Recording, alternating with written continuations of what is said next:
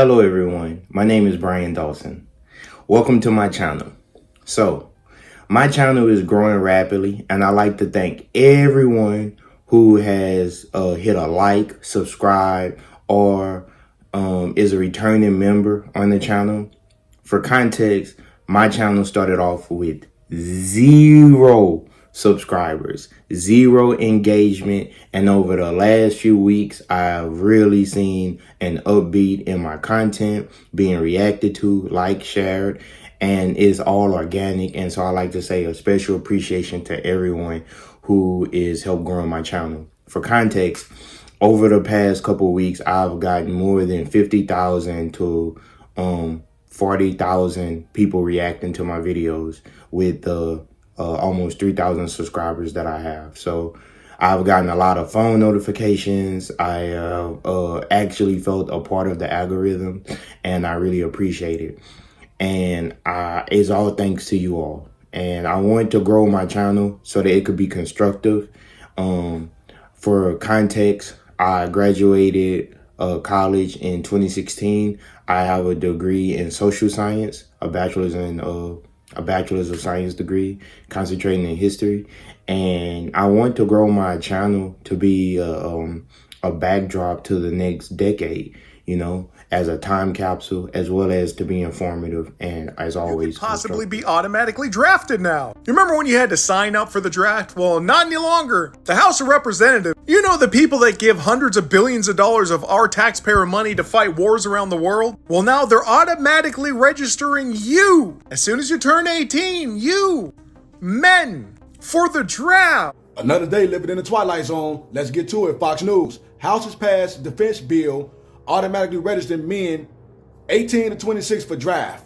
The U.S. military draft. Yesterday, June the 14th, 2024. I'm going to be talking about the military new automatic draft registry from the ages of 18 to 26. This news just broke over the weekend. Today is Monday, and I don't want to date the video, but this is a tough video to make. So stay tuned, and I'm going to give my perspective after you watch these videos. And always, don't be a stranger to the like button, subscribe. It really helps with the algorithms. Thank you.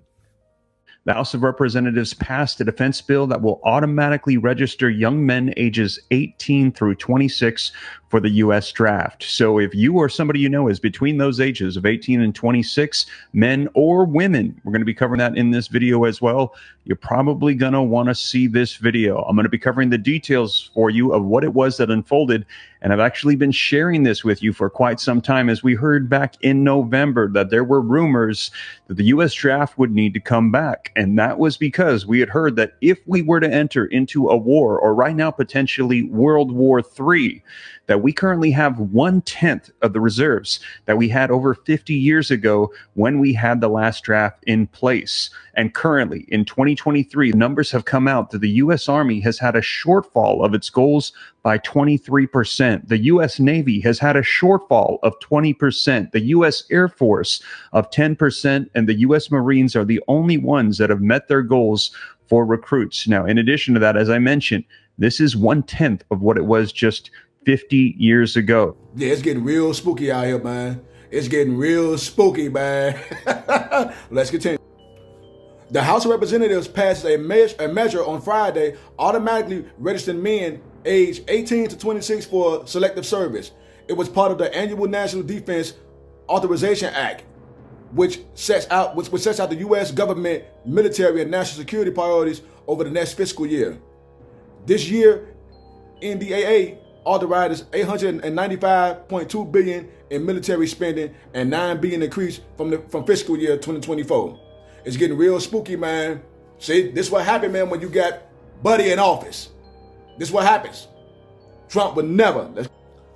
While it hasn't been invoked in over half a century, it's mandatory for all male U.S. citizens to register for selective service, also known as military draft, when they turn 18. Failure to register is classified as a felony and comes with a host of legal challenges. Supporters of the amendment argue that it would cut down on bureaucratic red tape and help U.S. citizens avoid unnecessary legal issues. as well as cutting down on taxpayers' dollars going towards prosecuting them for the cases. It's getting real spooky out here, man. 18 to 26, man. Yeah, all the tough guys. Where all my gang members at? Where my, you know what I'm saying? Y'all know what I'm talking about. Where y'all at? Y'all should be on the front line, man. It's getting real spooky, man. This is what y'all voted for. Y'all want the orange man out. This is what you get. This is what you get right here. When did the draft start? 1975. You know, when most of the House of Representatives who voted on this graduated college. Well, they're now voting for you to automatically get ready for a draft. Why? Do they want us to fight against Russia and China?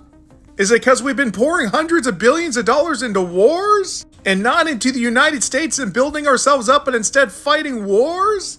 Who knows? And it's probably not going to pass the Senate because a lot of people are against it. Because this was a part of a defense bill that would authorize $895 billion in military spending. But hey, welcome to the land of the free.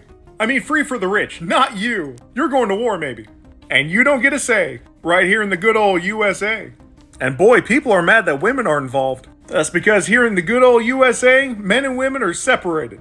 Yeah, try to tell old warlord Biden that men and women should be fighting the war. Bruh. Yesterday, the House voted to pass a bill increasing the military budget, which is something that they do all the time. But hidden in this bill, written by House Republicans, was a provision that says every American male from the ages 18 to 26 must register for the draft. And this is something I was literally just thinking about as all the powerful Western countries were meeting at their G7 summit. Because even the New York Times points out that all of these neoliberal leaders are struggling for support. It's likely that a lot of them lose their next election. Meanwhile, countries like Russia and China continue to grow in terms of economic power and global political influence. While US sanctions on these countries are doing nothing to slow them down and are only backfiring and making European economies much weaker. Because they were reliant on trade with Russia before the sanctions and before the blowing up of the Nord Stream pipeline. And what are the US and other NATO leaders doing in response? The only thing that they know how to do, surrounding China and Russia with their military. But I was thinking about this the other day and I'm like, what American is going to sign up to join the military to go fight a senseless war against China and Russia? I was like, if they're going to continue threatening these countries, they're going to have to like institute a draft. Oh yeah, look, they're already doing it. They're getting you ready to fight World War III against two countries who have never attacked us and who don't want World War III themselves. We are living in the days of the empire's decay, and things are going to get real crazy here in the United States. It's been introduced in the House that if passed would automatically register young men for the draft. And if this in any way surprises you, you have not been paying attention to how screwed our military recruitment is. The gist of it is, for years now, the military has been under-recruiting. They can't get enough people to sign up to serve. And this was, of course, inevitable because the U.S. fights imperialist wars that nobody thinks are justified. I think the most recent statistics is that 1 out of every 10 positions in the armed services is unfilled. Simultaneously, the U.S. military, just like all Western militaries, is heavily reliant on private military contractors. And when I say heavily reliant, I mean they literally can't function without private military contractors. And a lot of these private military contractors are not Americans. They are typically recruited from third world countries and then sent all over the world to kill other oppressed people. The combination of these two factors means that even though we're spending more money than ever on our military, it is less effective than ever, which is fine by me because I like seeing America getting trounced on the world stage. Fighting a war like even Vietnam at this point would be literally impossible. And so presumably America is looking at the current fronts in which its artillery is being spammed, Ukraine, and genociding the Palestinians in Gaza, and is saying, I got one more imperialist venture in me. And so they're planning to bring back the draft because in this country there's always money for war and occupation, but never money for jobs and education. Wow. So if you stayed this long and you watch the 6-minute video clips that I strung together, you're probably thinking, man, these young kids have a lot that they're up against right now. The Generation Z and young millennials have a lot of struggles. They're struggling with their identity. They're struggling with finding jobs. They're struggling with being able to afford homes. And now this hits, and imagine you're 17 and you just turned 18 this month, this summer, and now you just graduated high school and you have to sign up for automatic draft registry, where if this bill passes, then it means that you could be drafted into the military. Now, for a very long time, if you've been keeping up with anything military related, my dad, my uncles, and cousins are all in the military. I have never been in the military, but I've been close enough to get an idea. So for one, I like to say thank you to all of the veterans and everyone who has ever served our country and nation, keeping us safe. Sincerely, to me, we can't do enough for you guys. And on the other hand, I have also seen the downside where you have veterans who struggles to get medical care from the VA, homelessness, a lot of veterans who struggle with PTSD, who have experienced tragic things in the military, where it's kind of like a code of silence, and they don't want to talk about some of the things that take place in the military, as well as there's always a lot of with people who have been in the military. So my heart goes out to you guys, and for the context of this video, it is in no means to say anything derogatory about our armed forces or people who have served.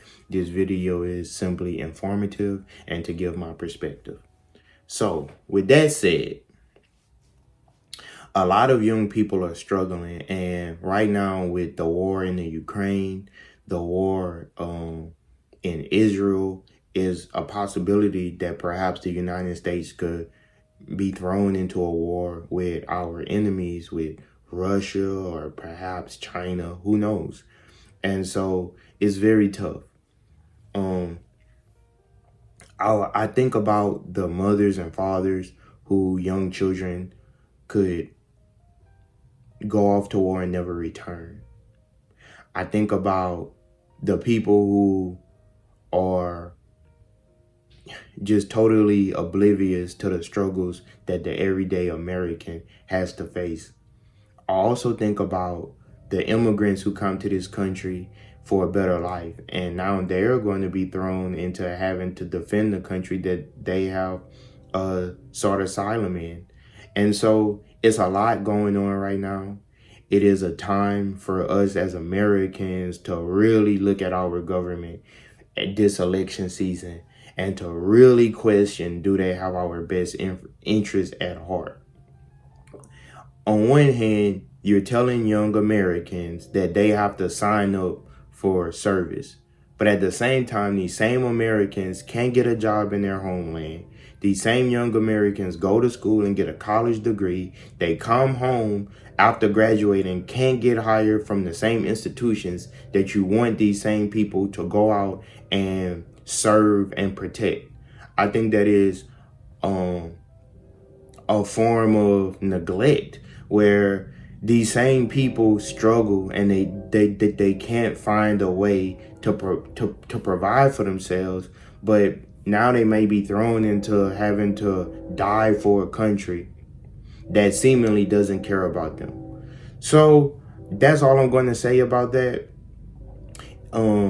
Please drop your opinions in the comments, like, subscribe. I'm always open to alternative opinions. That's just my personal opinion. And also, lastly, I'd like to thank every veteran, my father, my uncles, my cousins, and friends and family who have served this nation, keeping us safe. And I am proud of you all. My heart goes out to you. And the country that we live in should do more for veterans. But also, I think that throwing young people out there who are not even given any rights whatsoever, seemingly, is just crazy.